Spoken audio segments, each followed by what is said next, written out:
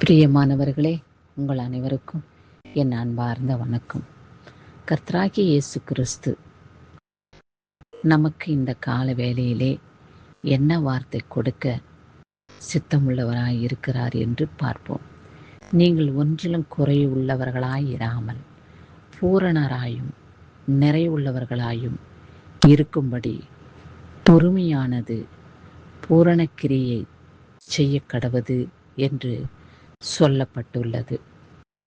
இந்த வசனத்தின் மூலம் நாம் தெரிந்து கொள்வது என்னவென்றால், கர்த்தரை நம்பி நாம் வாழும் பொழுது, அவர் அண்டையிலே நாம் ஜீவிக்கும் பொழுது, அவர் சொல்லியிருக்கிற வார்த்தை, என்னிடத்திலே நீ கேட்டுக்கொண்ட வார்த்தை என்னவென்றால், எல்லாவற்றையும் நான் உனக்கு கொடுக்க சித்தமுள்ளவராய் இருக்கிறேன். உடனுடனே அதை நாம் பெற்றுக்கொள்ள வேண்டும் என்பதே நம்முடைய நோக்கமாய் இருக்கிறது என்று கர்த்தர் அறிந்து நமக்கு அவர் கூறுகிறது. நீங்கள் ஒன்றிலும் குறைவில்லாமல் இருக்க மாட்டீங்க, எல்லாவற்றிலேயும் பூரண நிறைவுள்ளவர்களாக இருப்பீங்க. அப்படி இருக்க வேண்டும் என்றால் நீங்கள் அந்த நாளுக்காக பொறுமையுடன் காத்து கொண்டு இருக்க வேண்டும். அப்படி பொறுமையுடன் காத்து கொண்டு இருக்கும்போது பூரண கிரியை செய்ய கடவது என்று சொல்லப்பட்டு இருக்கிறதை நாம் காண்கின்றோம். பூரண கிருபை, ஒன்றிலும் குறைவில்லாமல் முழுமையான அவருடைய கிருபையை பெற்றுக்கொண்டு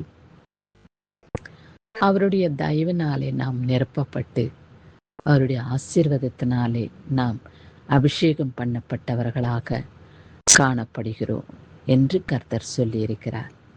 ஆகையாலே கர்த்தரிடத்தில் நாம் கேட்டுக்கொள்ளும் ஒவ்வொரு காரியத்திலேயும் பூரண நிறைவுள்ளவர்களாய் இருக்குவதற்காகவே கர்த்தர் நம்மை ஆசீர்வதிக்கிறார்.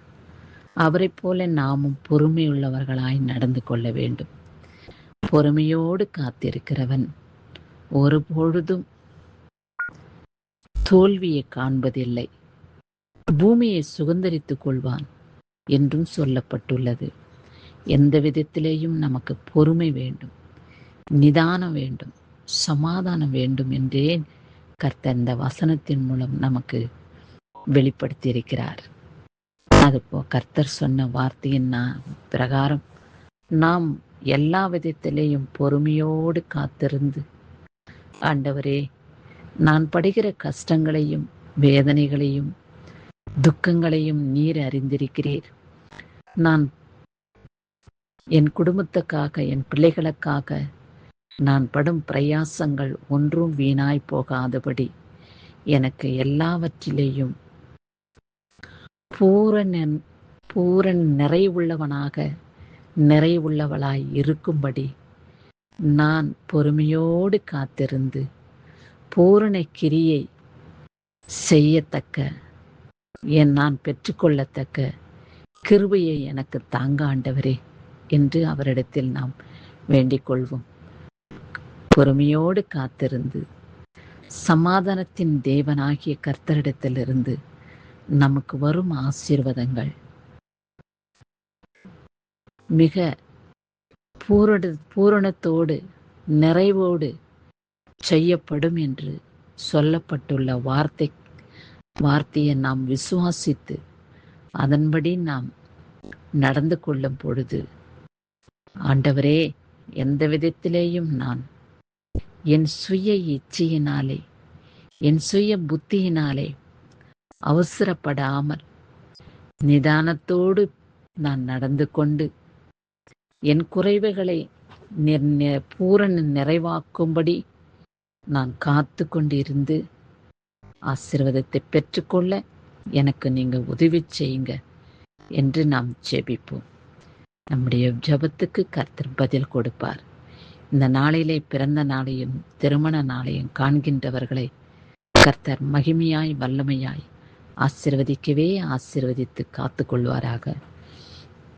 அவருடைய மகிமுள்ள கரம், அவர் வல்லமுள்ள கரம் நித்தமும் நமக்கு போதுமானதாய் இருந்து நம்மளை பாதுகாத்து ரட்சிப்பார் என்ற விசுவாசத்தின் நம்பிக்கையோடு நீங்கள் அவரிடத்தில் நிலைத்திருக்கும் போது இம்மட்டும் ஆயுசு நாட்களை கொடுத்த தேவன் இனிவரும் நேரங்களிலும் கூட தீர்க்க ஆயுசு நாட்களை கொடுத்து உங்களையும் உங்கள் குடும்பத்தையும் சந்தோஷப்படுத்தி பாதுகாத்துக் கொள்வாராக.